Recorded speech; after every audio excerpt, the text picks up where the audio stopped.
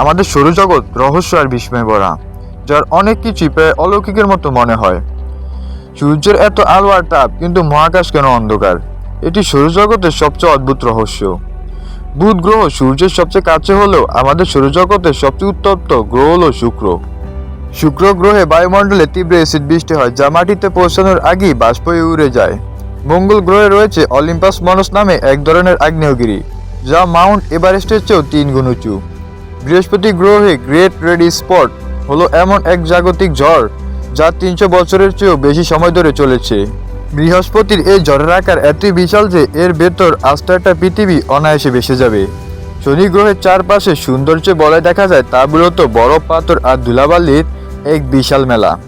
অবিশ্বাস্য হলেও সত্যি, শনি গ্রহের এতই হালকা যে এটিকে বিশাল কোনো সাগরে ফেললে তা অনায়াসে ভেসে থাকবে। ইউরেনাস আর নেপচুন গ্রহের ভেতরে প্রচণ্ড চাপে অনবরত হীরার বৃষ্টি হয়। ইউরেনাস গ্রহটি সোজা না হয়ে 98 ডিগ্রি এক পাশে কাত হয়ে ঘোরে।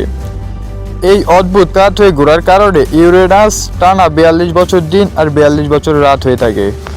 নেপচুন গ্রহের বাতাস এতই তীব্র যে এর গতিবেগ ঘন্টায় প্রায় 2000 কিলোমিটারেরও বেশি। শনি উপগ্রহ টাইটানে পানির জায়গায় মিথেন গ্যাসের নদী বা সাগর বয়ে চলেছে। আবার বৃহস্পতি উপগ্রহ ইউরোপার পুরো বরফের তলদেশে রয়েছে পৃথিবীর চেয়েও এক বিশাল মহাসাগর। পুরো সৌরজগতের 99.83% ভর সূর্যের দখলে, বাকি সব গ্রহ উপগ্রহ মিলে মাত্র 0.14%। মহাশূন্যে বাতাস না থাকা চাঁদে মানুষের পায়ের ছাপ লাখ লাখ বছর ধরে অবিকল থেকে যাচ্ছে। আমাদের মহাবিশ্বের এই বাস্তব ঘটনাগুলো রূপকথার গল্পের চেয়েও বেশি অলৌকিক। সৌরজগতের কোন রহস্যটি আপনার কাছে বেশি অবাক করলেও কমেন্টে জানাবেন।